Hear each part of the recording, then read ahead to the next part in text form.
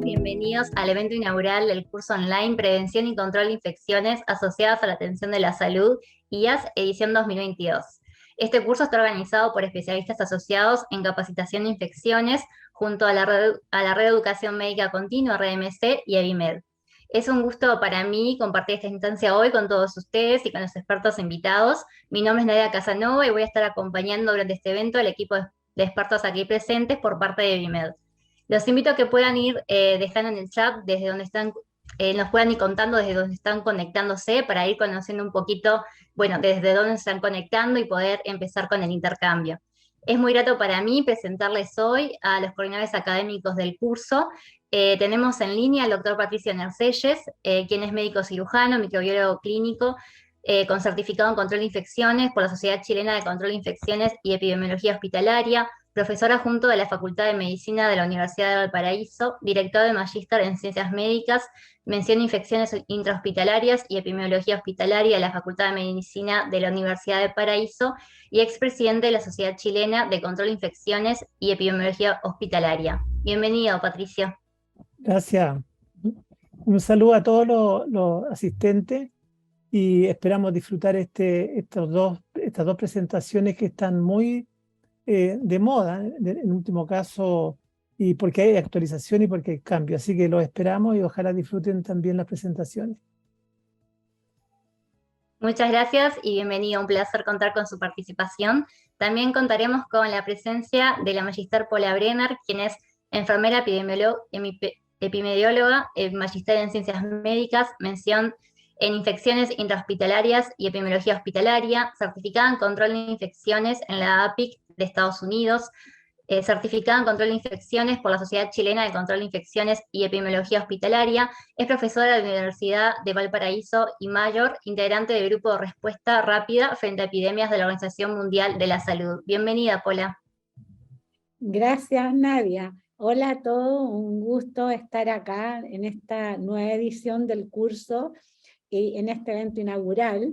Y tal como dijo Patricio, bueno, vamos a conversar de los temas que están más en contingencia hoy día en control de infecciones, así que esperamos que las disfruten las presentaciones y idealmente aclarar muchas dudas que nosotros tenemos en relación a estas dos pandemias que nos han tocado estos últimos años.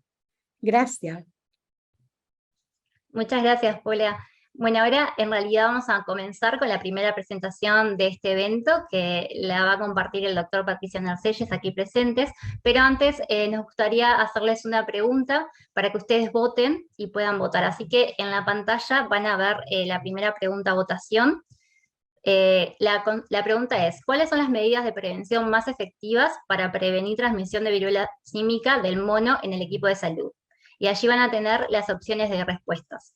Una opción es precauciones estándares, la siguiente, precauciones de contacto, precauciones por vía aérea o precauciones por gotitas. Así que ahora les vamos a dar a ustedes unos segundos para que puedan votar cuál es la opción que consideran la más acertada. Así que, bueno, estamos viendo que están votando. Y capaz, por ahora, finalizamos la votación para que ustedes puedan ver reflejados los resultados. Así que, Patricio, aquí puede ver los resultados más votados. Sí, bueno, esperamos que el público asistente contestara, digamos, precauciones de contacto, porque realmente, como vamos a ver en la siguiente presentación, el mecanismo que se ha visto con más frecuente relacionado en esta nueva pandemia. Así que vamos a dar información durante el transcurso de la presentación para reforzar un poco estos resultados.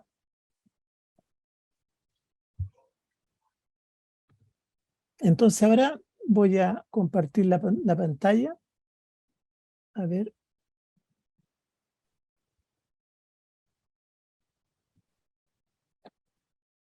No sé si está apareciendo ahí, Nadia. No, aún no apareció. Ah, ya, entonces vamos a irnos con la parte de la compartir pantalla, a lo mejor. Acá está. Ahí sí, Patricio, ahora vemos la pantalla. Ahí está, se había corrido.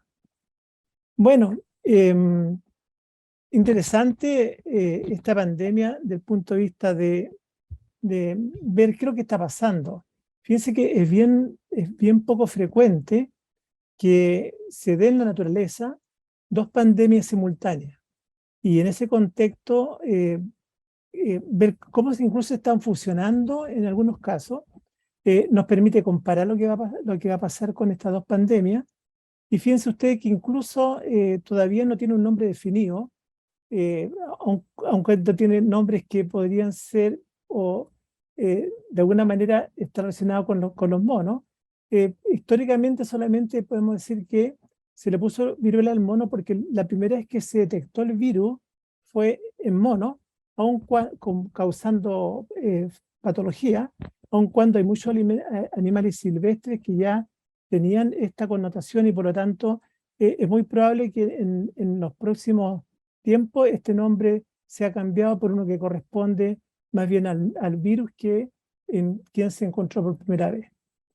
Bueno, los temas que vamos a revisar en esta presentación son los que ustedes ven acá, algunos antecedentes, hablar algo sobre el virus, la epidemiología que tenemos hasta el momento, cómo se transmite, el diagnóstico y tratamiento, muy brevemente para terminar con las medidas de prevención, que es lo que nos interesa a todos. Y lo otro es tener alguna idea, qué es lo que podemos esperar del desarrollo de esta pandemia, dado que si recordamos lo que pasó con COVID al inicio, cómo fue cambiando la perspectiva, cómo fue cambiando incluso el énfasis en la vía de transmisión y también en cómo podíamos prevenirlo. Y por lo tanto, temas que todavía, desde el punto de vista de la inmunización, todavía tenemos tareas pendientes, no tenemos tratamiento todavía efectivo y por tanto vamos a ir viendo cómo se va desarrollando este tema en la medida que vaya avanzando o tengamos más información de este nuevo virus. Bueno, este virus antiguo, por primera vez se reconoció en los años 70 y ha producido pandemia en África Central y Occidental, como ustedes ven lo que está en color rojo, en África, y esporádicamente se ha producido en otras regiones, pero siempre dentro de África. Esta enfermedad, de esta manera, cuando estaba solamente limitada a África, es una enfermedad autolimitada, con síntomas entre 2 a 4 semanas y con letalidad baja, pero no tan baja tampoco para ser una enfermedad infecciosa. Ahora, el cuadro clínico es bastante similar en muchos aspectos a la viruela que fue erradicada en el año 80, la viruela humana, pero se presenta como menos contagiosa en esta oportunidad y también con menos gravedad. Recordad que hay múltiples hospederos donde se ha encontrado el virus, por tanto, la interacción con los humanos lo hemos visto fundamentalmente en algunos brotes, como por ejemplo en los brotes de Estados Unidos, a través de animales que fueron, digamos, exportados a Estados Unidos. Y como ustedes ven, del año 70 es la primera vez que se describió este virus y ha presentado entonces en varios países de África y algunos brotes autolimitados que se vieron en viajeros en Estados Unidos, Europa y Singapur. ¿Cómo es este virus? Este es un virus que corresponde al género Orthopoxvirus de la familia Poxviridae. Este es un virus que tiene una doble cadena de ácido desoxinucleico y por lo tanto es un virus diferente al virus del COVID, por cuanto el otro es un virus ARN. Ahora, ¿qué es lo que le da características diferentes a este virus? Es que es un virus grande y eso de grande y su cubierta externa le permite de alguna manera estar estable en el medio ambiente, o sea, podría sobrevivir más tiempo que lo que pasa con el COVID actualmente. El genoma ahora, como es ADN, es estable, en general presenta muy pocas mutaciones y eso hace que por lo menos desde el punto de vista de la prevención, por ejemplo con las vacunas, tenga menos problemas que lo que he tenido hoy día, por ejemplo, en COVID. Ahora, la pandemia actual se ha relacionado con una de las dos variables que están en África, que sería justamente la clado-2, que sería, y creo que esto también se le va a cambiar el nombre, y sería la menos virulenta, que sería la de África Occidental. Es una suerte porque podría haber tocado la 1 que era mucho más virulenta. Según la información disponible, los casos europeos, es decir, cuando la pandemia se manifiesta fuera de África, fue a mediados de mayo. Pero hay una publicación reciente de España que habrían detectado casos ya en la primera semana de abril. Por tanto, esto todavía no está bien claro y por eso hoy día, por lo menos el número de casos que fue aumentando, fundamentalmente empezó en la mitad del mes de mayo y ustedes ven que ahí se diseminó ya en rojo hasta la parte de Europa y en azul también la región de la América. Y ahí es cuando ustedes ven la diseminación importante que es la que estamos viendo hoy día. Hoy día es una pandemia global por cuanto se ha diseminado totalmente en todos los continentes, como ustedes ven, principalmente en Europa, como se ve acá, pero ya en América ustedes estamos en segundo lugar después de Europa, y en azul está en la parte endémica de esta viruela. Por lo tanto, de ahí partió todo, pero se diseminó hacia Europa primero y después al resto de los países. Hoy ya se han notificado cerca de 40.000 casos en todo el mundo. Probablemente hay muchos más, pero ustedes saben que siempre hay una latencia entre la notificación y lo que sale publicado. Ahora tiene una particularidad esta pandemia, que la mayor parte de los casos se ha presentado en hombres jóvenes, en el grupo etario entre 18 y 44 años, y el 97% de los casos se han presentado en hombres que tienen sexo con hombres. Por lo tanto, ya le da una particularidad que no ha tenido otra pandemia, por lo menos hasta el momento. Y el punto de partida, o el punto, digamos, donde se asocian todos estos casos, o la gran mayoría, fue reuniones internacionales y encuentros sexuales con múltiples parejas. De ahí partió. Y obviamente hoy día con los viajes aéreos esto permitió una rápida y temprana transmisión al resto del mundo. Ahora, la mayoría de los casos hoy día han tenido síntomas leves y sin fiebre. Y vamos a ver que aun cuando se consultan, pueden tener fiebre, no es necesariamente lo que vamos a ver en todos los pacientes y no está claro todavía qué va a pasar con los asintomáticos. Aquí en esta línea de tiempo, vemos que el punto 0 es cuando se expone el virus. Hay un periodo de incubación que puede durar hasta 12 días y ahí aparece una viremia. Una viremia que justamente por ser viremia produce en una buena parte de los pacientes fiebre. Y después de la fiebre vienen todas las repercusiones de tipo cutánea. Primero con un rash y después con pequeñas máculas, pápulas y que finalmente pueden llegar a pústulas. Pero pústulas que son bastante inusuales por cuanto son, como dicen algunos autores, pústulas secas. O sea, uno no espera encontrar o no va a encontrar, por ejemplo, pus, como uno podría haber pensado cuando hay una pústula.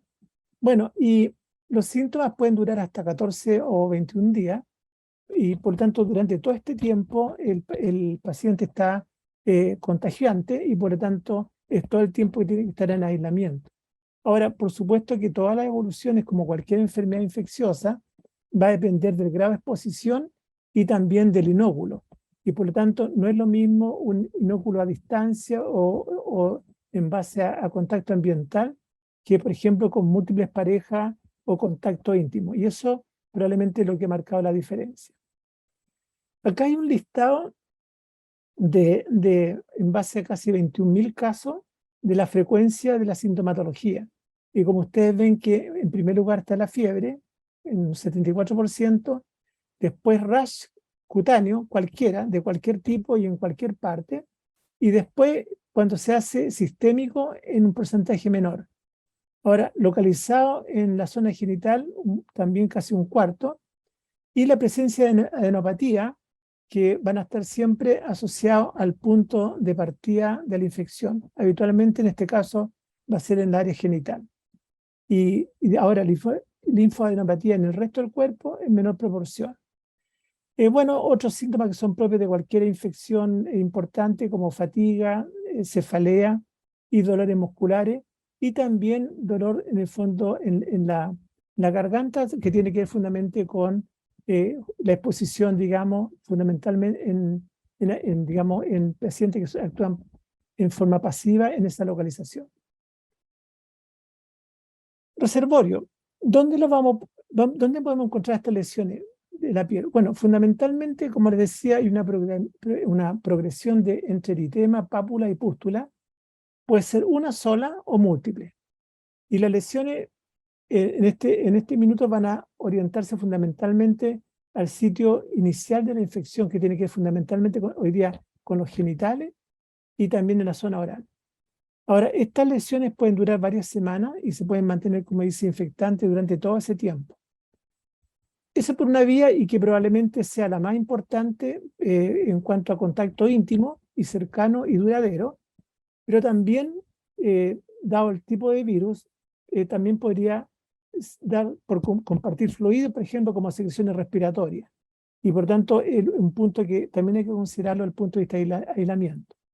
Y lo mismo, la ropa de cama, por ejemplo, la ropa de vestir, toalla o cualquier elemento que puede ser compartido o estar en contacto con otras personas.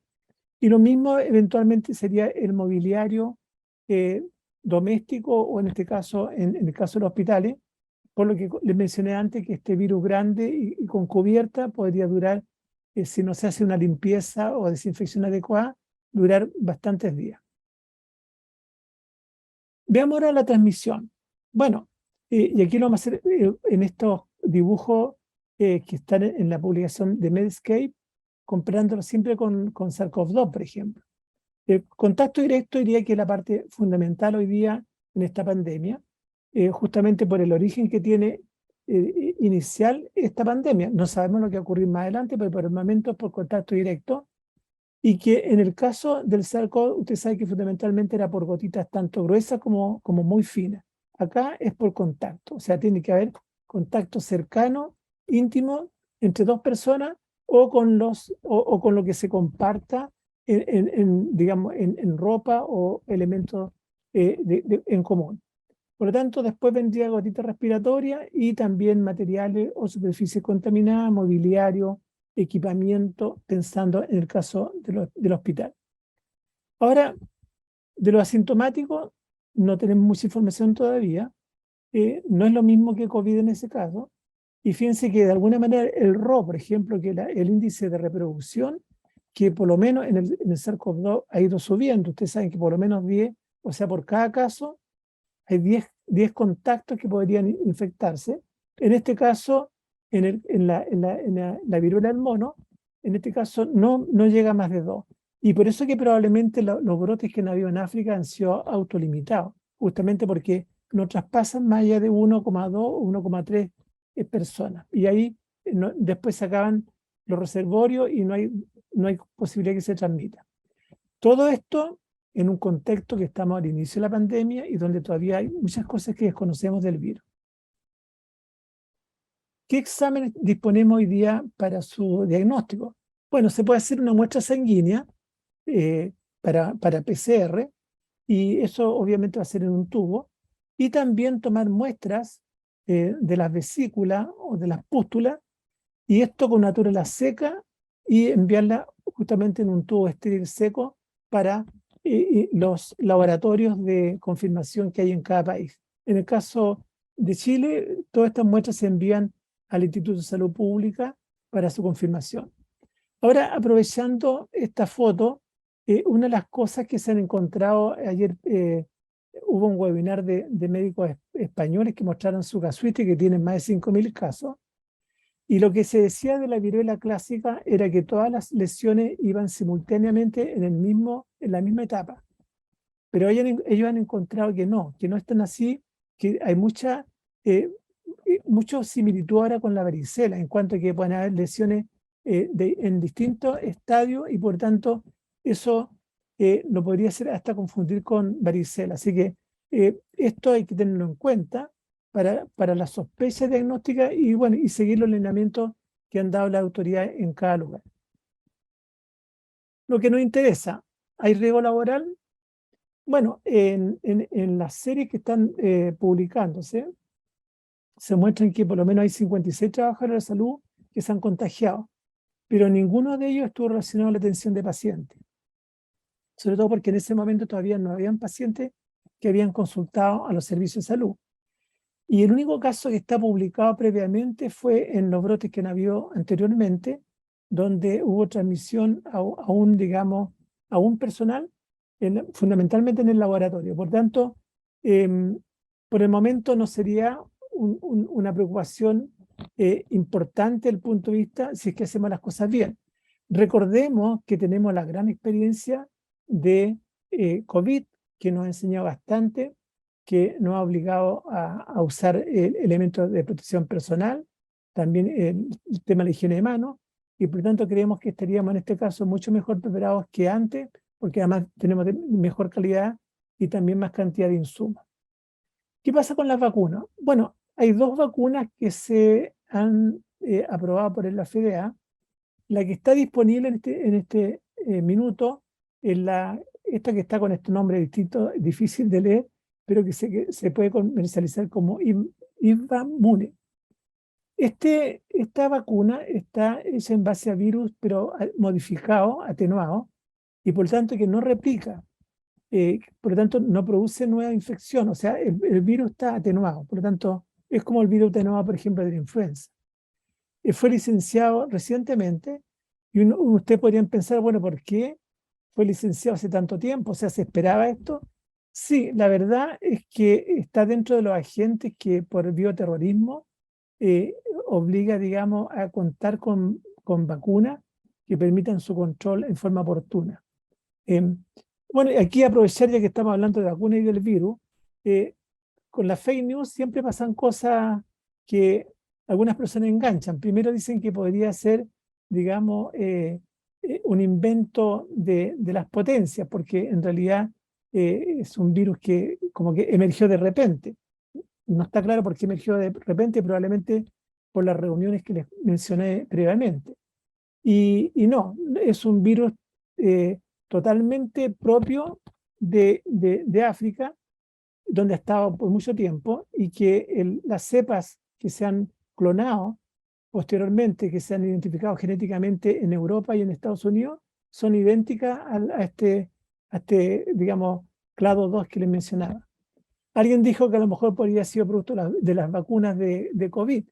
No, y la verdad, porque se usan virus también como de alguna manera como transportador, ¿cierto? No, ahí se usa adenovirus, y que no tiene nada que ver con adenovirus tampoco, que son de tipo infeccioso, como pasa en todos los virus respiratorios. Así que no, ese fake news no olvidemos de ello.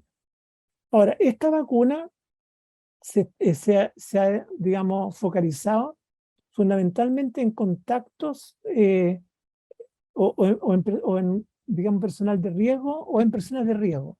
Y esto está dimensionado para mayores de 18 años, o sea, para adultos. Y se usa en base a una vía subcutánea con 2 dosis separadas por 28 días. Eso es lo que está disponible hoy día. Esta otra vacuna, que se hizo en base a virus vivo, está hace mucho tiempo licenciada, pero esta se vendió a otra compañía y en este momento está sin, digamos, producción, sobre todo porque produjo muchas reacciones adversas graves y con replicación no controlada. O sea, al final fallecieron pacientes por la vacuna más que por la enfermedad misma. Por tanto, por eso está discontinuada. Y en cuanto a medicamentos, por ejemplo, antivirales, está el Tecovirimat, que ahí tiene el nombre comercial, que se puede usar en niños desde 3 kilos hacia arriba. Fue aprobado ya por la FDA el año 2018, la forma oral, y la forma endovenosa recientemente por la emergencia de la pandemia. Está disponible como stock de emergencia y obviamente se está reservando solamente para cuadros graves. Y recordar incluso como sale al revés esta foto, pero está hecho fundamentalmente para el caso de emergencia y está resguardada y se reparte de acuerdo a necesidad. Bueno, para llegar a la parte final de la presentación y lo que nos interesa a nosotros y al personal de salud, acá lo más importante son las precauciones de contacto y por la posibilidad también de la vía respiratoria, también por gotitas. Así que una mezcla que tiene que ver en el fondo en el aislamiento en base a estos 2 componentes. ¿Y por cuánto tiempo? Hasta que las lesiones desaparezcan y se vea la piel sana. O sea, si un paciente tuviera que quedar hospitalizado durante todo ese tiempo, solamente podría uno terminar el aislamiento cuando está la piel sana. Ahora, una de las cosas que no les mencioné antes es que Los que se están hospitalizando fundamentalmente hoy día en este cuadro de la viruela son pacientes que están con un dolor que no se puede manejar en forma ambulatoria. Al revés de lo que pasó con COVID, ustedes ven la diferencia, donde realmente los que se hospitalizaron eran por fundamentalmente cuadro respiratorio y por apoyo ventilatorio. En este caso, básicamente es para manejo del dolor. Y aquí algo que ustedes conocen muy bien, solamente va a ser un recordatorio, todas las medidas que tienen que ver fundamentalmente desde el punto de vista de la vía de transmisión por contacto y también por la vía de transmisión por gotita. Así que en este caso, y por la posibilidad de que hayan todavía alguna posibilidad de pequeñas gotitas, se requiere una habitación individual, de preferencia con extracción de aire y baño exclusivo. La higiene de mano, considerando los 5 momentos cuando apliquen. Uso de los elementos de protección personal, por ejemplo, como delantal, bato, mandil, desechable y con manga, de manera que cubra toda la superficie de la piel del personal.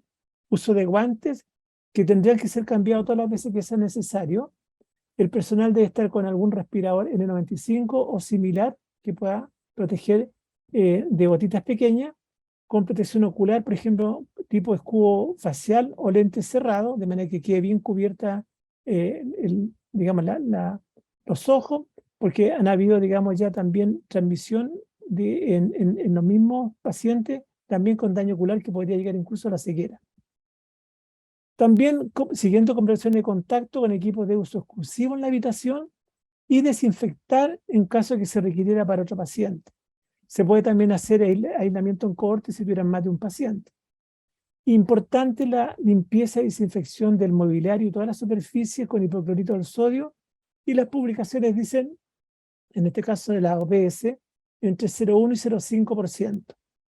Además, desinfectar todos los equipos, todos los que estén dentro de la habitación, ojalá de uso exclusivo, como monitores, los teclados de los computadores, los teléfonos fijos, celulares, y acá con lo que uno pueda disponer en cuanto, por ejemplo, a peróxido de hidrógeno o alcohol en pequeñas cantidades. Y lo otro que es importante, porque está dentro de precaución de contacto también, el manejo apropiado de la ropa y de cualquier desecho que salga de la habitación. Y en el caso de los pacientes, tener también a los pacientes con mascarilla quirúrgica de manera de disminuir la salida de secreciones respiratorias. Y si el paciente tuviera que abandonar la habitación, por ejemplo, a un examen, a cualquier procedimiento, cubrir también todas las lesiones adecuadamente para disminuir entonces la carga viral a explorar. Bien, eso como resumen, recordar que este es un virus que es endémico en África Central Occidental, que han habido previamente algunos brotes, pero de pocos casos asociados a animales que se han exportado a algunos países y que han ido, en estos casos los que les mencionaba, y también por viajeros que han estado en algunos días en estos países donde está endémico.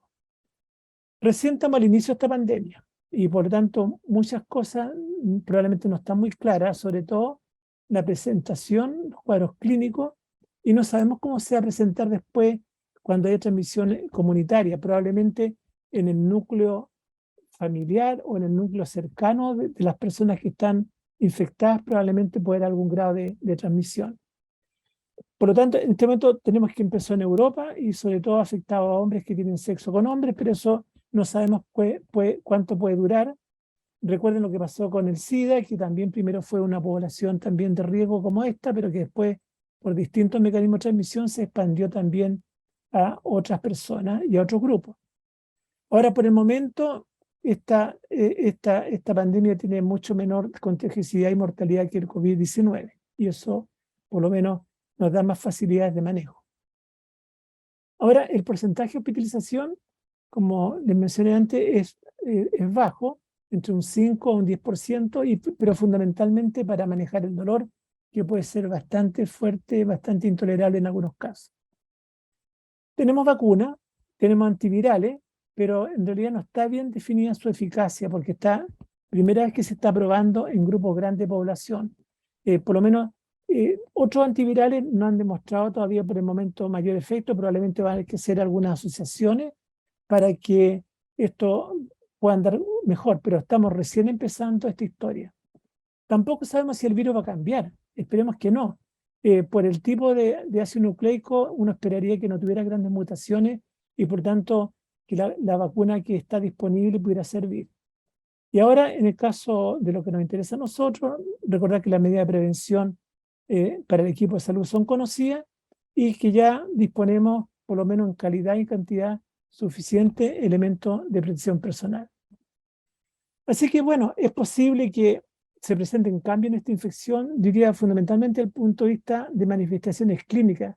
Probablemente van a tener que ir adaptándose a lo mismo que pasó con COVID, los que son más frecuentes o menos frecuentes en la medida que vaya cambiando las poblaciones que están afectadas. El tratamiento es probable también que cambie, a lo mejor se pueden incorporar otros medicamentos. Pero desde el punto de vista práctico, lo que nos interesa es que las medidas de prevención en las instalaciones de salud son las conocidas y el énfasis está en que fundamentalmente en la prevención de contacto. Pero algo que es muy importante, muy relevante, que lo hemos repetido muchas veces, es que no basta con tener la normativa, no basta con tener los elementos de protección personal. Lo más importante es supervisar que se cumplan y que la gente lo haga en forma adecuada. Y es una tarea importante para la gente que está a cargo de unidades y de servicios de instalaciones sanitarias. Así que bueno, eso es lo que tenía para el momento y espero que hayan preguntas y si no, seguimos con lo siguiente. Muchas gracias. Muchas gracias, doctor Mercedes, por la conferencia. De verdad ha sido muy informativa. Y bueno, antes de pasar con algunas consultas que nos está haciendo el público, quería agradecerles a todos por estar participando y los alentamos también a que continúen dejando todas las consultas o todas las dudas que les vayan surgiendo. Y bueno, un saludo a todos porque nos están comentando desde dónde se están conectando. Saludos desde Venezuela, Ecuador, Colombia, Argentina, Uruguay, Chile, Perú. La verdad que nos están acompañando de muchos lugares, así que bueno, bienvenidos a todos y bienvenidos a todos también los que se están sumando de a poquito al evento.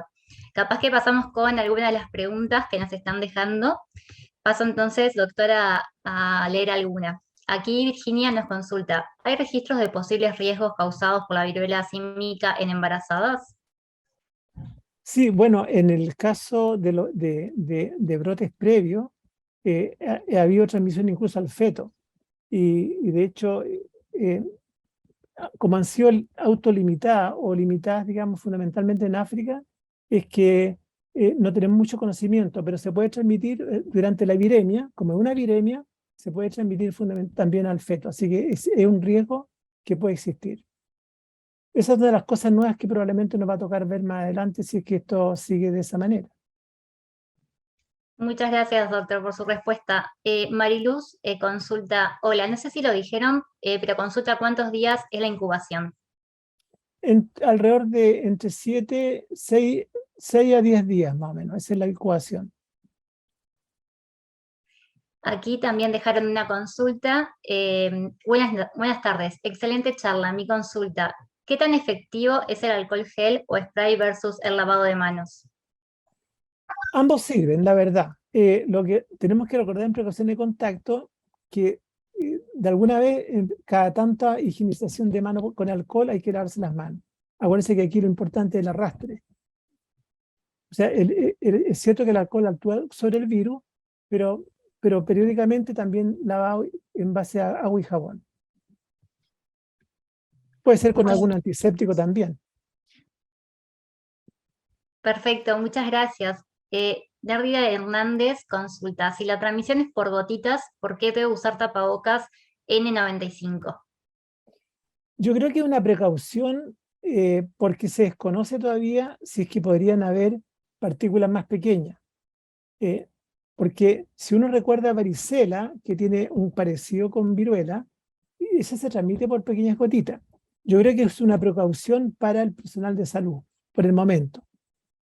Mientras no tengamos más información y más estudios de campo con más población. Así que es una precaución adicional que veremos si se mantiene más adelante. Yo creo que hoy día nos hemos ido acostumbrando a usar en todo caso el N95 o similar, así que mientras tengamos poca información, mejor mantenerla hasta que haya más tiempo y más calidad de información.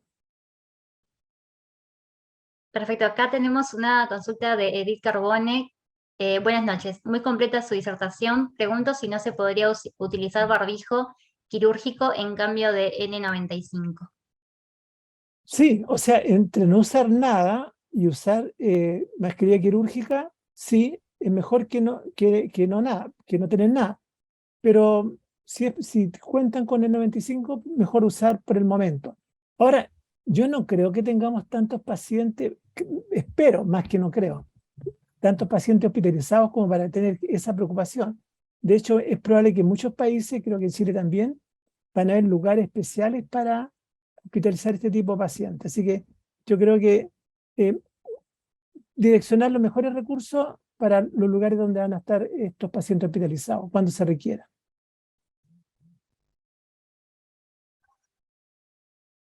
Muchas gracias, doctor, por su respuesta. Continuamos con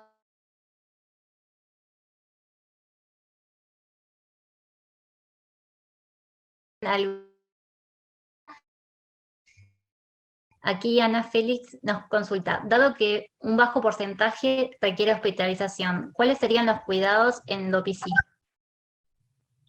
Bueno, los cuidados básicamente para hospitalización es porque requieren tratamiento inyectable y con drogas fundamentalmente para el dolor. Entonces, durante toda la hospitalización, precauciones de contacto y gotitas. Eso es lo que estamos, ojalá habitación individual, y si fuera más de un paciente, puede ser una cohorte también. Ojalá con una pieza con una habitación que tenga extracción de aire, de manera a disminuir la cantidad de partículas.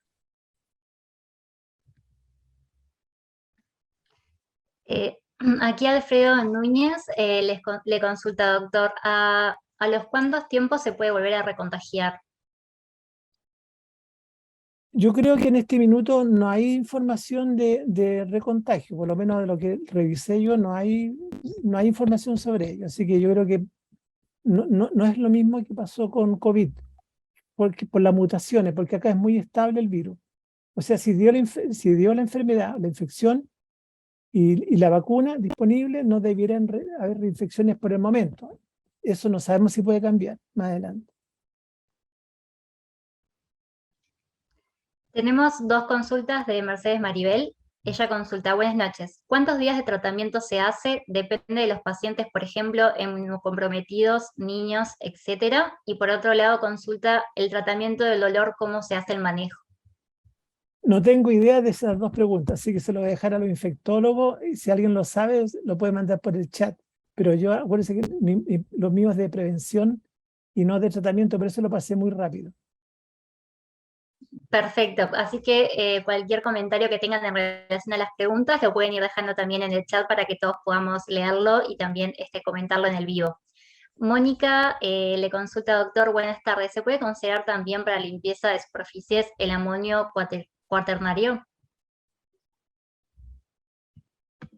Probablemente sirva, pero pensando en actividad virucida, probablemente sería mucho mejor los hipocloritos digamos, o peróxido de hidrógeno, porque tiene que tener actividad contra virus y no tiene tanto amonio cuaternario. Perfecto, muchas gracias. Tenemos bastantes preguntas más en el chat, pero bueno, estamos medio justos con el tiempo, así que me gustaría comentarles a todos los que han dejado sus preguntas en el chat que vamos a estar respondiéndolas también y dejándolas en el foro del módulo 1 del curso para que ustedes puedan ingresar allí y leer las respuestas que quedaron sin responder ahora en el vivo a sus preguntas. Primero, antes de comenzar con la presentación de Paula, me gustaría leer un comentario que han dejado en el chat para que lo tengan presente. Un comentario dice, aquí en Costa Rica el Laboratorio Nacional de Referencia llamado InCiencia logró secuenciar el genoma del virus. Aquí les dejo el enlace por si lo quieren ver, por si lo quieren leer. Ahí una participante dejó el enlace para todos los interesados que lo pueden buscar ahora en el chat. Entonces, dado que estamos a un poco más de mitad de tiempo del evento, nos gustaría comenzar con la presentación que Paula ha preparado para todos ustedes, pero antes también nos gustaría hacerle una pregunta para que ustedes voten, cuál es la respuesta que consideren más acertada a esa pregunta en relación a la actualización del COVID-19. La pregunta es, actualmente, ¿cuál es la estrategia de mayor impacto para prevenir transmisión de COVID-19 en el equipo de salud?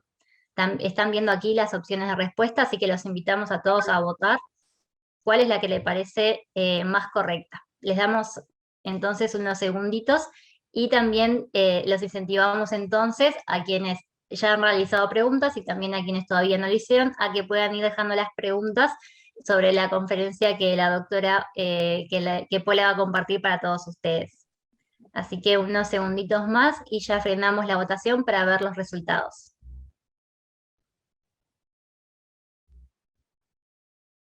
Ahora en la pantalla, Paula, estamos viendo los resultados.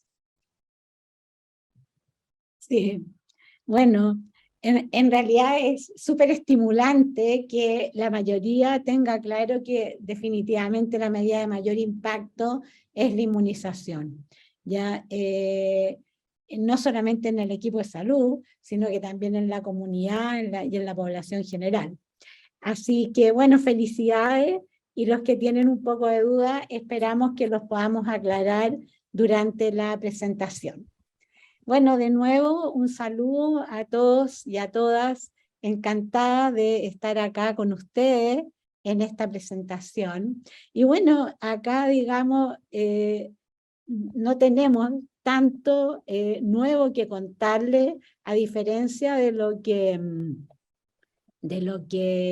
les habló Patricio, porque parece como increíble en realidad que estando, digamos, todavía dentro de la pandemia, nos llegue, digamos, otra por encima, ¿verdad?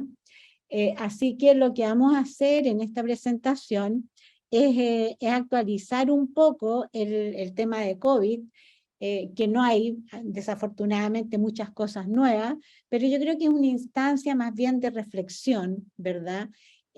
Respecto a qué nos ha ocurrido, particularmente en control de infecciones con la pandemia, qué hemos aprendido, si hemos aprendido algo realmente, y qué nos depara el futuro.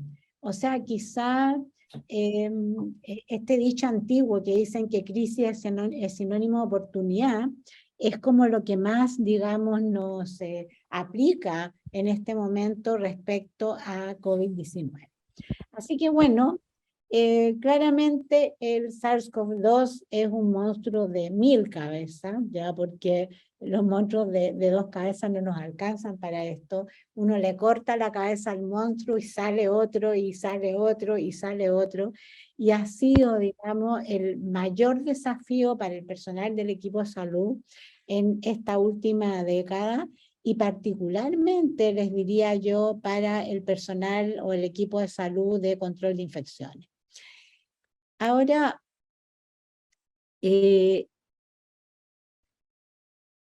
bueno, repetir algo que ya lo hemos dicho en otras ocasiones, que lo hemos conversado, digamos, con mucha gente, con gente en la universidad, en reuniones internacionales o nacionales, etcétera, que en realidad nunca, jamás antes, digamos, han pasado 2 cosas con el tema de infecciones y COVID. Una, digamos, el tremendo desafío que significó para los programas de control de infecciones enfrentar este flagelo. Y otra de las cosas importantes es que, y ojalá que esto nos sirva para futuro, nunca habíamos sentido la necesidad de tener mayores conocimientos. O sea, la cantidad de dudas, la cantidad, digamos, de incertidumbre que tuvimos durante toda la pandemia, particularmente la gente que trabajamos en control de infecciones, fue terrible. Y lo tremendo, digamos, es el miedo a equivocarnos y a tomar una decisión errónea con los pacientes, fue también tremendo. Por otro lado, la frustración fue tremenda, porque desgraciadamente digamos, en la época álgida de la pandemia, sentíamos que todo lo que hacíamos estaba mal, ¿ya? Que a pesar de todos nuestros esfuerzos se nos contagiaba personal del equipo de salud, se nos contagiaban, digamos, otros pacientes, se nos morían pacientes, etcétera, y a pesar, digamos, de que nosotros cumplíamos o creíamos cumplir todo lo que sabíamos. Y eso nos dio una tremenda inseguridad. Entonces, resulta que la peste realmente saca lo peor y lo mejor de las personas. Y eso realmente, digamos, lo sabemos y lo tenemos extremadamente claro, desgraciadamente. Ahora, en COVID hemos tenido que trabajar en condiciones realmente deplorables, ¿ya? Ha habido, digamos, agobio del personal, tremendo agobio del personal, y aumento de camas críticas con 25% menos de personal y varias veces mayores requerimientos de personal. Por otro lado, nos dimos cuenta de situaciones tremendas, digamos, durante la pandemia, y que yo creo que todos vivimos eso, que hubo indolencia, egoísmo y falta de empatía en general de la población. Y esto, ¿no es cierto?, hizo que realmente las personas pensaran en ellos primero, en ellos segundo, y como que en realidad no había demasiada solidaridad entre el equipo de salud, desgraciadamente, y donde se trató de buscar culpables, ¿ya? Situaciones que todos las conocemos, ¿verdad? En donde los culpables era la gente de control de infecciones, los culpables eran los jefes de servicio, los culpables eran, digamos, las autoridades, pero finalmente, ¿no es cierto?, cada uno quería como desligarse un poco de la responsabilidad individual en este sentido. Y esta enfermedad claramente es tremendamente traicionera, y vimos, ¿verdad?, que, como yo les decía, o sea, de repente hacíamos una cosa. De hecho, al principio de la pandemia nos decían, por ejemplo, que la transmisión era fundamentalmente por gotita, que no había transmisión aérea, que la transmisión por contacto era fundamentalmente a través de mano, nariz, mano, boca, mano, ojo. Y bueno, y cada vez que íbamos aprendiendo más de la pandemia, nos dábamos cuenta que no, que habían otras vías de transmisión, ¿verdad? Y que las vías de transmisión que nosotros pensábamos que no existían, existieron. Bueno, esto, ¿no es cierto?, lo que primó durante la pandemia fue el miedo, ¿ya? El miedo por parte del personal del equipo de salud, porque no solamente teníamos miedo de contagiarnos nosotros, sino que también contagiar a nuestra familia, teníamos miedo que se enfermara gente de nuestra familia, mucha gente no quería ni siquiera ir a sus trabajos por miedo a contagiarse, y tomar, digamos, precauciones exageradas, etc. Ahora, como nosotros en control de infecciones, desgraciadamente no teníamos todas las respuestas, y bueno, y estamos sufriendo, digamos, dramas personales todos, en mayor o menor medida, y eso, ¿no es cierto?, hacía que nos sintiéramos más inseguros y que las cosas cambiaban todos los días y no sabíamos realmente en quién creer, y como les digo y les vuelvo a repetir, con una inseguridad tremenda en relación a lo que estábamos haciendo en el día a día, ¿ya? Entonces, ¿qué nos pasó realmente? Y esto, centrándonos en el control de infecciones. La verdad es que COVID-19 es la primera pandemia global que nos ha tocado vivir, que está directamente relacionada, pero directamente con el control de infecciones. Y por eso me estoy refiriendo, digamos, al equipo de salud y a la atención en el equipo de salud, o la atención directa de pacientes. Entonces, nunca el control de infecciones había sido tan relevante, y eso hacía, ¿verdad?, que todos los equipos de control de infecciones se sintieran todavía más responsables y más inseguros. Y bueno, y esto hizo que empezaran a aparecer expertos. Y dentro de lo que hacíamos todos los días en los hospitales, ¿verdad?, o no solamente en los hospitales, sino que en otros centros de atención de salud, aparecían expertos por todos lados, gente que nunca le había interesado las infecciones, que siempre habían considerado que las infecciones, bueno, la tenían que ver, digamos, la gente de control de infecciones, gente que no creía muchas veces en la transmisión, que más bien creía en los tratamientos, ¿verdad?, que creía en el manejo de infecciones. Nos vimos que aparecieron como expertos en control de infecciones, dando instrucciones, y muchas veces instrucciones equivocadas o instrucciones contravertidas, ¿verdad?, o contradictorias entre las personas, y las personas muchas veces no sabían qué decisión tomar.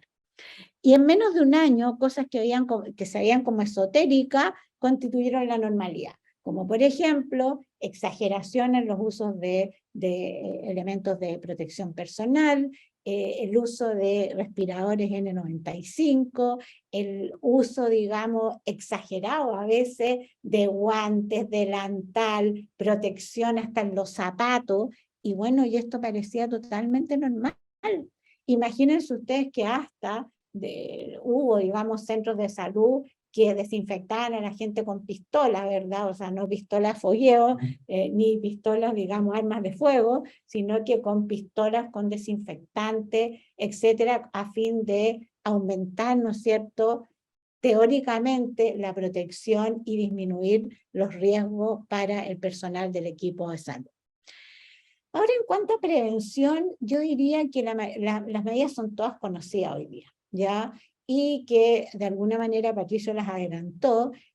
Al principio pensamos que básicamente era precauciones por gotita, digamos que quizás era la más eficiente, pero en la medida que ha ido aumentando el conocimiento respecto a la transmisión del SARS-CoV-2, ¿verdad?, nos hemos dado cuenta que se transmite también por transmisión aérea y en forma bastante eficiente en algunas circunstancias, ¿verdad?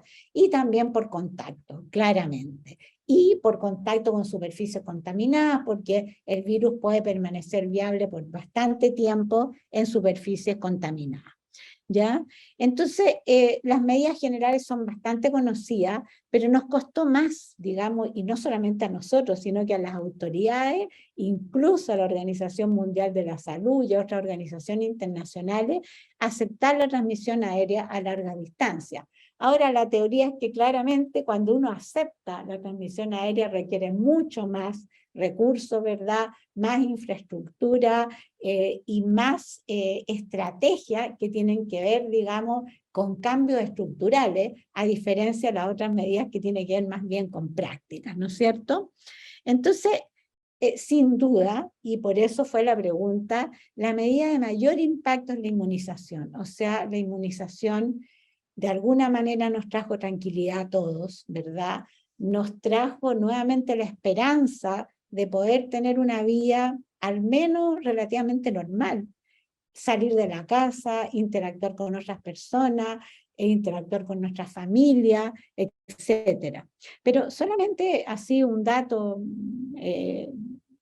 digamos, general. Fíjense ustedes que en Chile, en época de pandemia, llegó a haber más de 4.000 pacientes en UPC, digamos, pacientes críticos, intubados, conectados a ventilación mecánica, digamos, en unidades de cuidado intensivo, con una ocupación de unidades de cuidado intensivo que llegó en algunas épocas hasta 99%, ¿ya?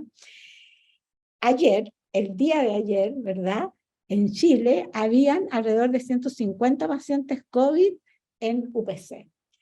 Y en general, digamos, o son pacientes no vacunados, o pacientes con esquemas incompletos, o pacientes que están inmunodeprimidos y que a pesar de tener esquemas completos, ¿verdad?, esto ha sido insuficiente por su sistema inmunitario.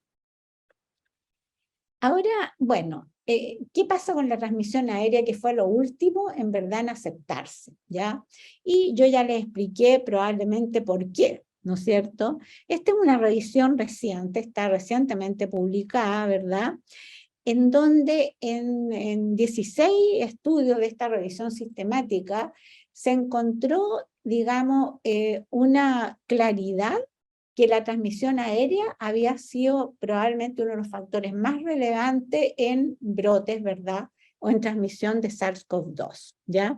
Y esto tiene que ver, como les digo, con problemas probablemente estructurales, como insuficientes recambios de aire, ¿verdad? En lo que se ha visto, ustedes saben que los recambios normales en una habitación con ventana abierta son entre 7 y 10 recambios por hora, pero esto también depende de la concentración de personas al interior de una habitación.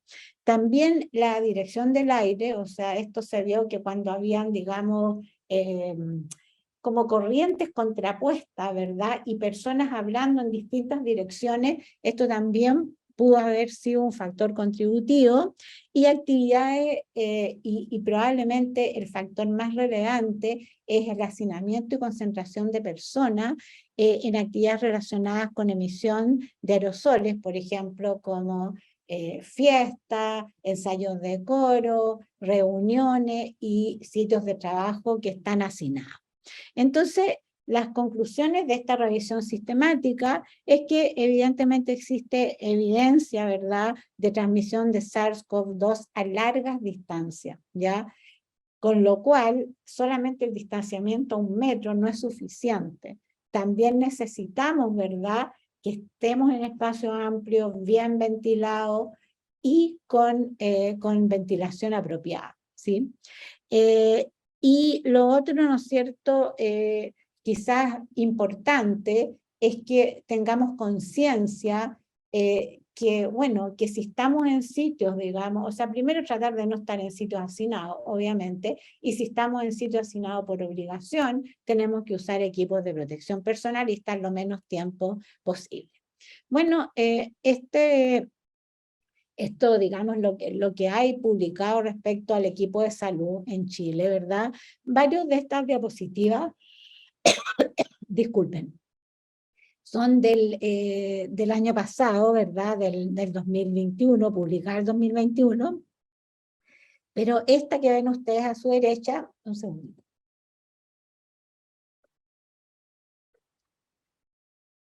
Es una publicación reciente del Ministerio de Salud respecto a los brotes, ¿no es cierto?, de COVID en el personal del equipo de salud en el año 2021, ¿ya? Y si ustedes ven, ¿no es cierto?, hay una cantidad importante de brotes que ocurrieron en el equipo de salud. De hecho, ocurrieron 166 brotes que afectaron en forma exclusiva a personal del equipo de salud. Y hay otros que afectaron al equipo de salud y pacientes. Pero estos 165 brotes, afectaron exclusivamente al personal del equipo de salud con 885 casos. Ahora, hay información sobre probable exposición de riesgo en 735 casos, que es más del 80% de todos los casos que están relacionados a este brote. Ahora, como factores de riesgo, digamos, y la medida de transmisión es la interacción entre el personal de salud, ¿verdad?, y también exposición comunitaria en mucho menor proporción. Por lo tanto, ¿no es cierto?, en estos brotes, la interacción, ¿verdad?, entre las personas probablemente fueron los factores más importantes. Ahora, en infecciones, la pandemia claramente nos mostró otra cosa. Nos mostró que no solamente aumentaron claramente los casos de COVID, ¿verdad?, intrahospitalarios o relacionados a la atención en salud, sino que aumentaron otras infecciones, ¿ya? Y hay muchísima evidencia publicada, no tenemos tiempo ahora de revisarlo, pero les quise mostrar esta, que es también una publicación reciente, en donde se demostró que las bacteremias relacionadas a catéteres habían aumentado en un 60%, y que las infecciones urinarias asociadas a catéteres, que nosotros habíamos pensado que no habían aumentado en la primera etapa de la pandemia, aumentaron en un 43%. Y también aumento de bacteremias por agentes multiresistentes, ¿ya? Y esto es una cosa interesante, digamos, que fue corroborada de otros estudios anteriores, que no hubo relación con aumento de diarrea, por ejemplo, por Clostridium difficile, a pesar del aumento en el uso de antimicrobianos, por ejemplo. Y en general, digamos, este es otro trabajo, también publicado recientemente, también se vio aumento de prevalencia de agentes multiresistentes dentro de los establecimientos de salud. Y esto nos habla, digamos, no solamente de temas de pandemia y de medidas de control, sino que probablemente hubo un relajo de otras medidas o hubo otras estrategias que además de aumentar el riesgo de COVID, aumentaron el riesgo, ¿verdad?, de otras infecciones. Digamos, en publicaciones del año pasado también vimos que había aumentado mucho la neumonía relacionada a ventilación mecánica. Sin embargo,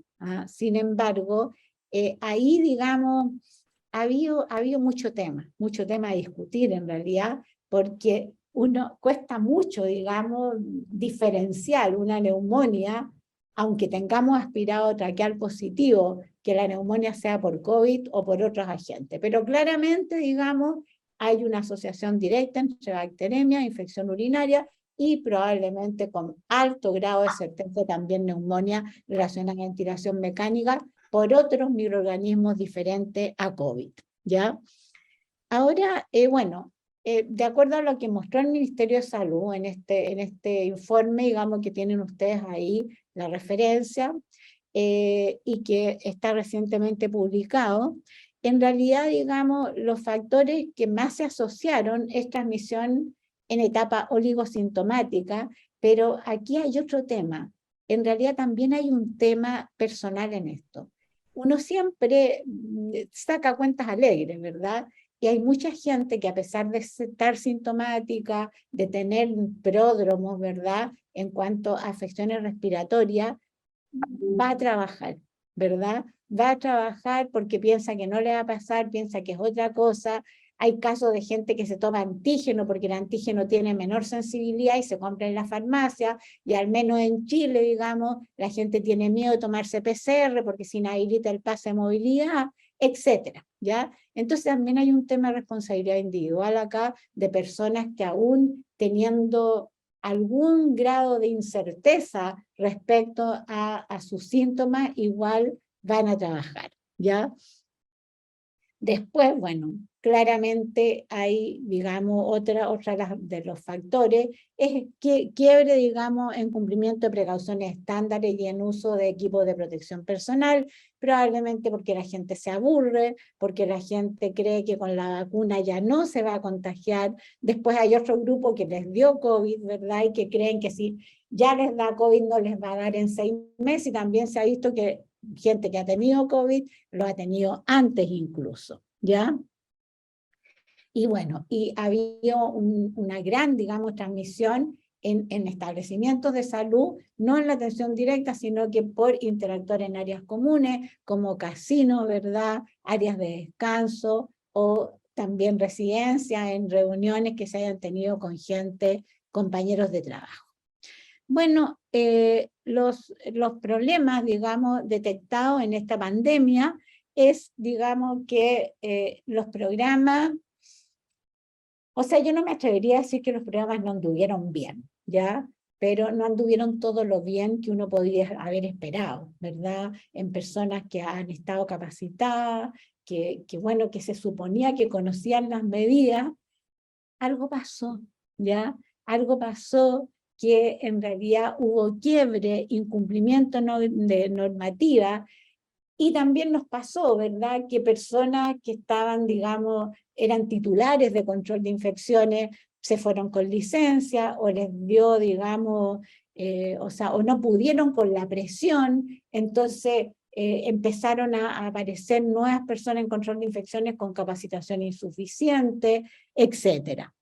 Y esto generó, en la mayoría de los casos, porque esto lo vimos, ¿verdad? Y lo hemos ido viendo ahora más todavía en acreditación de establecimientos de salud, que se produjo una falta de confianza y credibilidad en los equipos de control de infecciones, justamente por ver que aparecían brotes, no solamente de COVID, sino que de otros agentes, y las personas, digamos, se sentían inseguras en relación a sus recomendaciones. Ahora, ¿qué puede haber ocurrido en bacteremia, verdad? Hay muchos factores de riesgo que explican este aumento tan alto de bacteremia en época de pandemia. Imagínense que antes de esto nosotros hablábamos de bacteremia cero, ¿ya? Y había muchos establecimientos de salud que habían tenido bacteremia cero por periodos largos, ¿ya? Bueno, ahora eso claramente no pasó, y probablemente, y sin duda, digamos, mucho de esto sea factores propios del paciente, aumento de días de catéteres venosos centrales, mucho más inserción femoral porque no teníamos, digamos, o sea, muchas veces no había por dónde poner un catéter, además, digamos, la necesidad de hacer hemodiálisis por catéter en pacientes graves, y además, ¿no es cierto?, donde ya era tanta la presión que nadie revisaba la necesidad o no necesidad de la línea, y por lo tanto muchos pacientes se quedaron por mucho más tiempo con catéteres venosos centrales. Bueno, pero el Clostridium, fíjense usted que en todos los trabajos, porque yo revisé la literatura de esto el año pasado, y los resultados eran los mismos, no aumentaron las diarreas por Clostridium. ¿Por qué puede haber pasado esto? Bueno, claramente aquí se vio la relación directa entre la mejoría en las prácticas de limpieza, sobre todo en la higiene de manos, ¿verdad? Que al principio era, la gente tenía alergia, se rompía las manos de tanto que se lavaban las manos. Y esto, ¿no es cierto?, además hizo que todos los pacientes COVID, ¿verdad?, que era el foco de la atención en salud en esa época, están no aislados o están en lugares, digamos, con mucho distanciamiento social y mayor cumplimiento probable de las precauciones de contacto. Y esto afectó al tema del Clostridium, y si ustedes miran la literatura se van a dar cuenta que casi en todos los trabajos no aumentaron las diarreas por Clostridium en tiempo de pandemia. Entonces, hemos aprendido algo en esta, digamos, en esta pandemia, sin duda, ¿no es cierto? Hemos aprendido muchas cosas, ya yo les quiero mencionar algunas. Lo primero, digamos, es que la prevención y control de infecciones no se limita solamente a hospitales, ¿ya? En todos los países estamos acostumbrados que el foco del control de infecciones está en hospitales y hospitales terciarios o hospitales de alta complejidad, ¿ya? La pandemia nos enseñó que acá da lo mismo, no es que da lo mismo, pero que los brotes y la transmisión se produjo en todo tipo de establecimientos. Y estamos hablando de, sobre todo, sitios de larga estadía, por ejemplo, también en establecimientos de atención primaria, también en cárceles y en otros lugares, y donde también era necesario implementar programas de control de infecciones que hasta la fecha, digamos, al menos en Chile, son muy poco desarrollados, para no decir casi sin desarrollo. De hecho, con los brotes que hubo en centros de internación prolongada, muchas autoridades de esos centros están desesperados por encontrar gente de control de infecciones que le dijera qué hacer con los pacientes, porque los pacientes se morían, los pacientes se infectaban. Fue un drama realmente, y se vio la necesidad que en estos establecimientos también era necesario el control de infecciones. Otra cosa que aprendimos, que el conocimiento y liderazgo en control de infecciones son intransables. Intransable. Aquí no puede haber personas que no tengan liderazgo, y el liderazgo, ¿qué es lo que nos da? O sea, ¿qué es lo que lo da? Fundamentalmente el conocimiento. Cuando cualquier persona que está haciendo su trabajo, digamos, si sabe hacer su trabajo, va a tener liderazgo, y va a defender, ¿no es cierto?, sus decisiones, y va a defender sus prácticas y sus estrategias, ¿sí? Pero sin conocimiento esto es imposible, ¿ya? Cuando uno tiene duda respecto a las decisiones que toma, en este caso, estamos mal, ¿ya? Y eso se vio, pero claro, durante esta pandemia. Otra de las cosas que aprendimos es que la cooperación y la empatía son esenciales en escenarios difíciles. Aquí, ¿no es cierto?, realmente no podemos buscar culpables, ¿ya? No podemos echarle la culpa a otras personas. Acá, ¿no es cierto?, hay que entender lo que le pasa a otras personas. Hay que ser empático y solidario, porque realmente lo que finalmente cuenta es que todos estemos alineados hacia un mismo lado y hacia un mismo norte, cosa que no vimos en la pandemia. A pesar, digamos, que al menos no en control de infecciones, o sea, yo diría que no, probablemente en la atención de pacientes sí, y estábamos alineados en el sentido que todos querían hacer las cosas lo mejor posible, y sin duda hubo personas, digamos, del equipo de salud que se convirtieron en héroes, ¿verdad? Por estar todo el tiempo al lado del paciente, etc. Sin embargo, yo diría que faltó solidaridad y empatía en muchos casos, desgraciadamente. Y otra de las cosas que aprendimos, ¿no es cierto?, es que debe poderse aislar lo relevante, ¿ya? Acá la capacitación, por ejemplo, en control de infecciones, y bueno, y esto, digamos, también lo vimos. En COVID hay una cantidad de información. Miren, si ustedes se meten a PubMed o se meten a cualquier base de datos digamos, de trabajo científico, si ustedes ponen COVID un año, ¿ya? Hay 10.000 artículos, ¿ya? Entonces, yo, para poder capacitar a la gente, para que cumplan las medidas, las estrategias, necesito aislar lo relevante. Yo no puedo enseñarle a la gente miles de cosas porque la gente se satura y finalmente no es capaz de aislar lo que es relevante. Así que aquí uno tiene que ser súper claro respecto a lo que tengo que enseñar y lo que quiero que quede en las personas que van a cumplir las prácticas. Y bueno, y eso hace, ¿no es cierto?, que podamos realmente ver qué información vamos a dar, cuál va a ser nuestro, ¿no es cierto?, nuestra difusión del conocimiento y en qué estrategias vamos a darle énfasis. Bueno, entonces, ¿cuáles son los desafíos en infecciones? Claramente, o sea, piensen en lo que les dije al principio. No hemos terminado una pandemia porque seguimos al interior de la pandemia de COVID-19 y ya nos llegó otra pandemia, ¿ya? No sabemos lo que va a pasar con la viruela símica. Yo me acuerdo, porque probablemente soy mayor que muchos de ustedes, y yo estuve en los principios, en los inicios de la epidemia de VIH, ¿ya? Que claramente no fue un tema de transmisión asociada a la atención en salud. Sin embargo, digamos, se trató de confinar la transmisión a una población de riesgo, ¿ya? Y después vimos que el VIH se amplió a la población general, a todos, ¿ya? Homosexuales, heterosexuales, bisexuales, población general, población de la tercera edad y niños, o sea, a todos, ¿sí? Entonces, en realidad, nosotros no podemos quedar tranquilos hoy con la viruela símica, diciendo, ¿verdad?, que la viruela símica está, digamos, centrada en un grupo de personas y que no es, digamos, un riesgo para el equipo de salud. Hay que anticiparse a cambios emergentes y pensar que sí van a llegar pacientes a la atención en salud, que sí van a llegar pacientes con pústulas abiertas y que sí tenemos que tener un programa para ello. Otro desafío importante es que tenemos que actualizar la vigilancia, ¿ya? La vigilancia que tenemos hoy día en control de infecciones, la que está recomendada incluso por el Centro de Control de Enfermedades y por otras agencias reguladoras, no nos alcanza, ¿ya? Necesitamos menos datos y más información, ¿ya?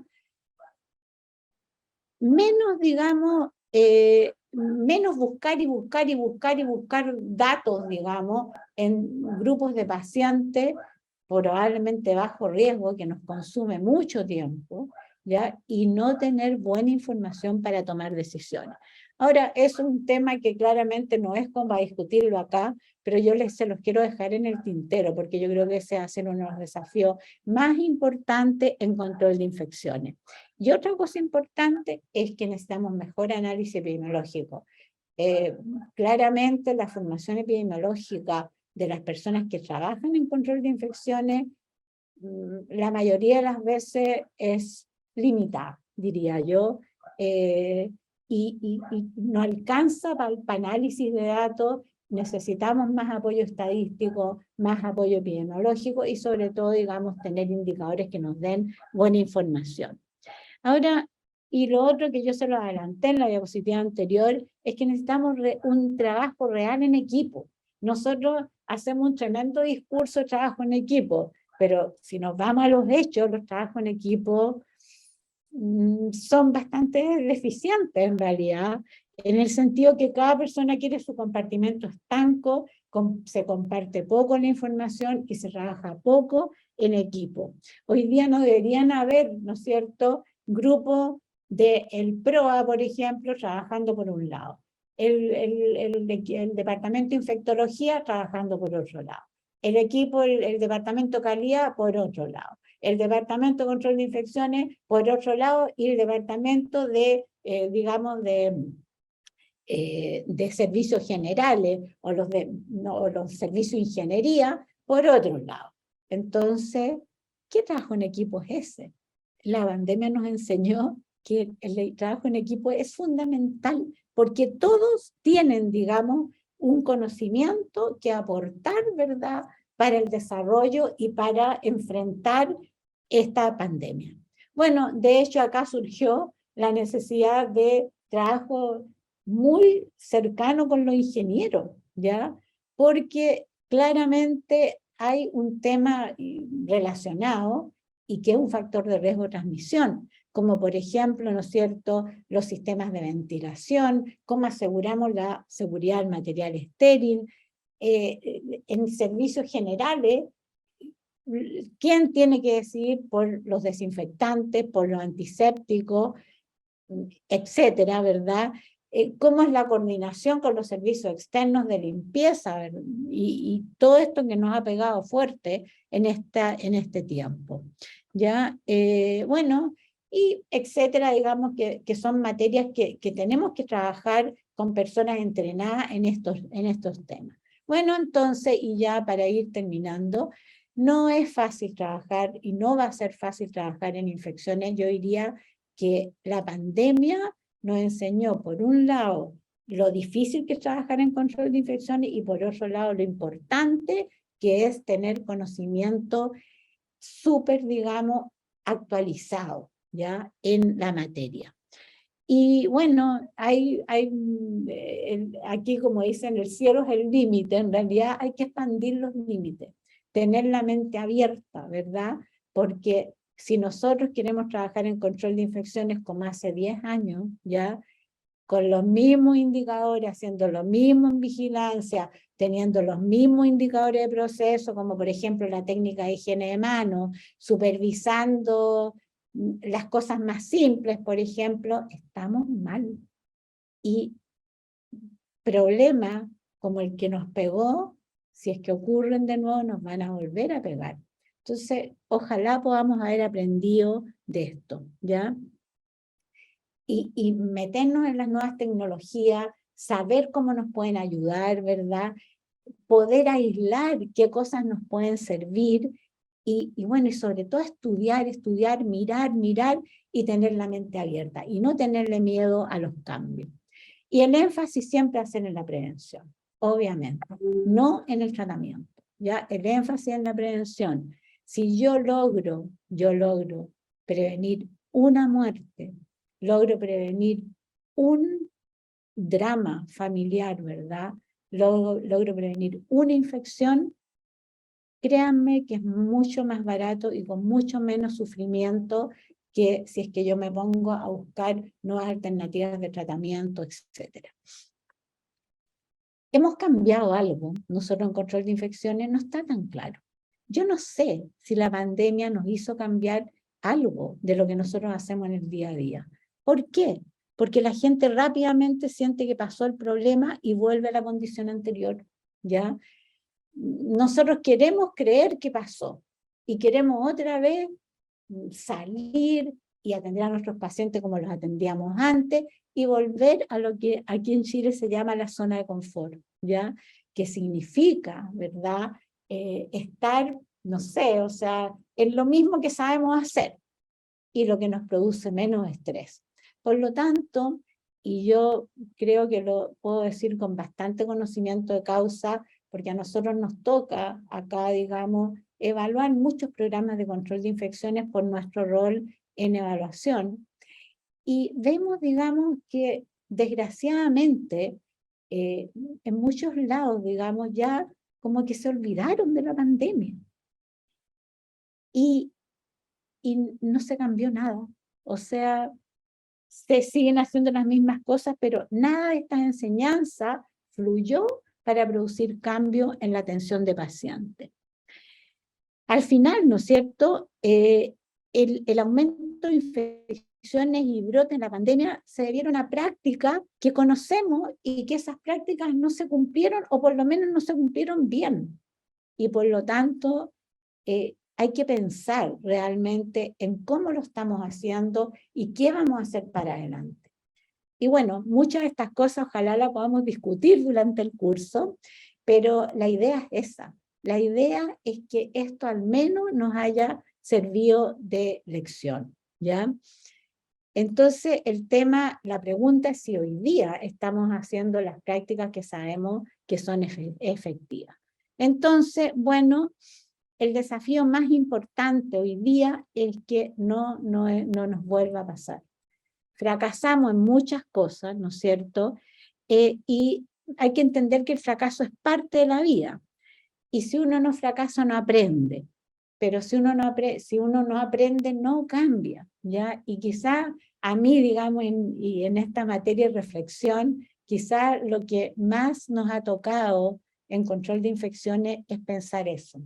Pensar que realmente el control de infecciones es importante y la pandemia se vio lo relevante que es, y lo relevante que es saber, y lo relevante que es cambiar y anticiparse a distintos desafíos. Entonces, la educación es la clave en el control de infecciones. No solo en la próxima década, sino que en el próximo milenio tal vez, no sé, ¿ya? Pero no nos cansemos de aprender, porque en realidad, y aprender significa que uno, no solamente que uno incorpora conocimiento y va a contestar bien una prueba o un test, ¿verdad? Aprender significa, primero, cambiar, o sea, incorporar y cambiar prácticas que nosotros sabíamos que eran inefectivas. Y segundo, enseñarle al resto a que haga bien las cosas. Y yo diría que ese es, ¿no es cierto?, nuestro rol principal en materia de control de infecciones y en materia de COVID. Así que les agradezco su atención. Me encanta estar con ustedes y bueno, y los invito a que estemos juntos durante el curso y podamos seguir discutiendo estos temas. Muchas gracias. Muchas gracias, Paula, por la conferencia. Ha sido de verdad, bueno, con mucha información. Nos han dejado muchas preguntas y muchos comentarios. Disculpa, sabemos que estamos un poquito pasados de tiempo, pero bueno, capaz que podemos leer alguna pregunta y la que quede, como mencioné anteriormente, se va a ir contestando en el foro del módulo 1 del curso, pero igual pasamos capaz que a leer algunos comentarios y algunas preguntas. Respecto a algunos comentarios, aquí Mariana Velázquez menciona: lo cierto es que la mayoría del personal de salud no se lava las manos, debe ser uno de los hábitos más difíciles de inculcar. Hay estudios al respecto, se debe capacitar y supervisar, reitero, trabajar en equipo y buscar mejoras de servicio. Aquí leemos una consulta: ¿cuál es la propuesta de cambios? ¿Cuál es la propuesta de nuevas estrategias? Mira, la propuesta de cambio más importante, diría yo, en control de infecciones es darle énfasis a la supervisión de práctica y con metodología, ¿ya? Supervisar no es ir a mirar. Supervisar significa tener una metodología, digamos, para ir a observar las prácticas y tener algún resultado respecto a su cumplimiento, lo que llamamos indicadores de proceso. Y tener indicadores de proceso que realmente sean atingentes, en prácticas que se han comprobado que son efectivas en control de infecciones, ¿verdad? Y para cada una de las, digamos, de las infecciones, un indicador para neumonía, o para prevenir neumonía asociada a ventilación mecánica, otro indicador para prevenir bacteriemia, etc. Indicadores de proceso, supervisión. La otra estrategia de cambio es la vigilancia. O sea, realmente yo creo que deberían juntarse grupos, o sea, deberían existir grupos de trabajo que analicen al interior de las instituciones lo que están vigilando, ¿ya? ¿Para qué? Para no perder tiempo en indicadores que realmente no nos dan información.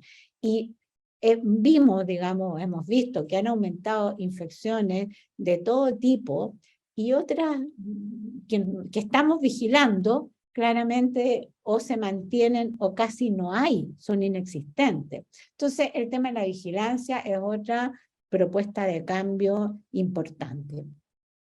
Y yo diría que una tercera propuesta de cambio es el conocimiento. O sea, claramente necesitamos normativa en los distintos países, ¿verdad? Normativa en donde se exija que las personas que trabajan en control de infecciones estén realmente capacitadas para lo que están haciendo. Y eso son decisiones de la autoridad, a veces decisiones desde el Ministerio de Salud, pero que son súper relevantes porque en la pandemia vimos realmente cómo mucha gente que dirigía programas de control de infecciones no tenía, digamos, las competencias para hacerlo. Y eso es súper lamentable. Es lamentable para las propias personas que se ven obligadas a hacer tareas para las cuales no están preparadas. Eso. Muchas gracias, Paula, por la respuesta. Continuamos con unas 2 preguntitas más. La población en pacientes con COVID-19 que estaban en ventilación, ¿funcionó?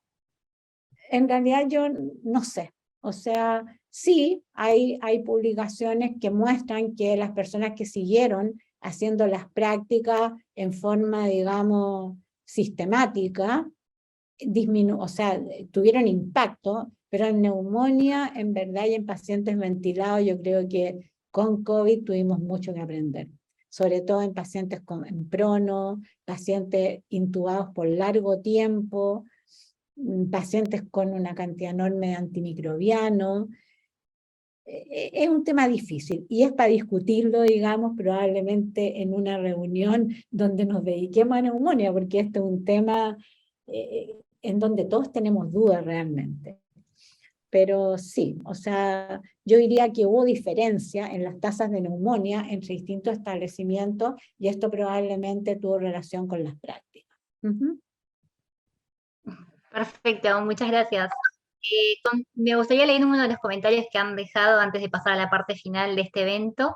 Mariana Velázquez colocó: todas estas situaciones que expone la licenciada Brenner han ocurrido por igual en todo el mundo, y más allá de las diferentes culturas que existen en el mundo, las personas frente a adversidades se comportaron de la misma manera. Esa es la reflexión más profunda y humana que nos ha tocado vivir a todos.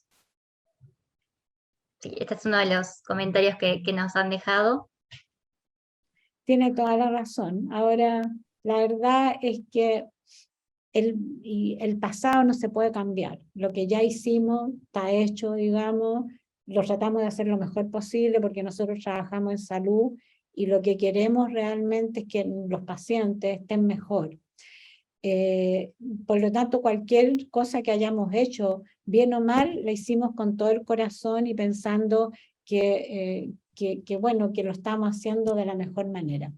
Entonces, el pasado no se puede cambiar, pero quizás lo importante, y yo quiero ser majadera en esto, lo importante es que no nos vuelva a pasar y que todo lo que nos jugó en contra, diría yo, durante la pandemia, lo tengamos como una estrategia, diría yo, y nos sirva como una lección para tomar decisiones futuras, sobre todo en control de infecciones. Totalmente de acuerdo. Bueno, lamentablemente tenemos que pasar a la etapa final de este evento, pero como mencioné anteriormente, todas las preguntas que quedaron sin responder van a ser respondidas en el foro del módulo 1 del curso. Así que pasamos a los últimos minutitos. En 3 minutos me gustaría comentarles un poco cómo va a ser la modalidad de este curso y comentarles unos aspectos importantes del mismo. Así que ahora voy a pasar a compartir pantalla para mostrarles. Bueno, el curso está dirigido a médicos, enfermeros, farmacéuticos, clínicos y otros profesionales de la salud que trabajan en esa temática, que desean profundizar en la misma a través de la reflexión en relación a situaciones de problema y que no hayan hecho también las versiones anteriores. La dirección académica, bueno, los presentes hoy, el doctor Patricio Sancelles y la magister Paula Brenner. ¿Cuáles son un poquito los objetivos de este curso? El objetivo general es contribuir al proceso de mejora continua de la calidad de la atención hospitalaria por medio de la capacitación de profesionales en prevención y control de IAS, y un poco mencionar los objetivos específicos que va a tener este curso, es conocer la epidemiología de las IAS, conocer el sistema de vigilancia, identificar aspectos microbiológicos de importancia para las IAS, realizar un diagnóstico de situación básico, conocer las medidas generales de prevención de IAS, conocer los riesgos y prevención de IAS en el equipo de salud, y conocer, elaborar y aplicar programas de supervisión. El programa del curso consta de 7 módulos. Mencionar primero que nada que este curso comenzó en el día de ayer, pero que las inscripciones aún siguen abiertas para todo aquel que quiera inscribirse a este curso y formar parte del mismo. Y un poco a grandes ejes temáticos, lo que se va a centrar cada semana. La semana número 1 comienza con generalidades de IAS, sigue con diagnóstico de situación, medidas generales para la prevención y control de IAS, medidas específicas para la prevención de IAS, problemas específicos y finalizando con programas de IAS. En cuanto a la modalidad del curso, contarles que es 100% online y asincrónico. Esto quiere decir que no tiene días y horarios estipulados, sino que ustedes se van a poder conectar en el momento de la semana que les quede mejor, teniendo en cuenta su disponibilidad horaria. Los materiales están específicamente diseñados para este curso. Contaremos con conferencias magistrales que se encuentran grabadas, también con simulaciones clínicas que van a partir de un caso clínico y ustedes van a poder ir tomando decisiones tal cual lo hacen en su práctica diaria. También vamos a tener un intercambio con colegas de toda la región, de todos los países, a través del foro de intercambio. Ustedes van a estar acompañados todo el tiempo en el foro a través de la tutoría en cada módulo, acompañados por Paula y Patricio. Y bueno, es una duración de 80 horas en total el curso, dividido en las 7 semanas. En cuanto a un poquito para mostrarles lo que es el campus virtual, ustedes cuando ingresen a redmc.net/campus, van a tener que hacer clic en login, como muestra la flecha, y haciendo clic en el curso, esto es la primera imagen que van a ver de él, que es la página principal del curso. Yendo a la parte inferior de esa página principal, van a ver los módulos, ¿sí?, del 1 al 7, y para iniciar con el curso deben hacer clic en el módulo 1, que es generalidades de IAS, y como vemos del lado derecho, van a acceder a todo el material que tiene el módulo. Como mencioné antes, las conferencias también tienen material bibliográfico de apoyo y la simulación clínica, acompañado también del foro de intercambio para que puedan hacer todas las consultas y dudas que les pueda surgir de las temáticas presentadas. Esta es una imagen de cómo van a ver el foro de intercambio para que ustedes dejen sus consultas. Y bueno, un poco contarles la aprobación de este curso. Para tener el certificado de aprobación se debe aprobar un mínimo de 5 módulos, y para los alumnos de Chile también será necesario completar y aprobar el examen final y el trabajo de campo. Para obtener la constancia de participación se requiere de completar mínimo un módulo. Y bueno, como mencioné anteriormente, cada módulo va a contener material teórico y actividades prácticas, y las actividades se podrán realizar una vez que se inicie cada módulo y van a estar disponibles hasta la fecha de finalización de este curso, que es el 11 de octubre. Mencionar que todas las semanas va a abrir un módulo, cada miércoles abre un módulo nuevo. Y bueno, un poco lo que comenté, las inscripciones siguen abiertas hasta el 7 de septiembre. Esta es la página web del curso, redmc.net/control infecto 2022. Para todos aquellos también que deseen ingresar por más información, deseen inscribirse, lo pueden hacer a través de la página web del curso.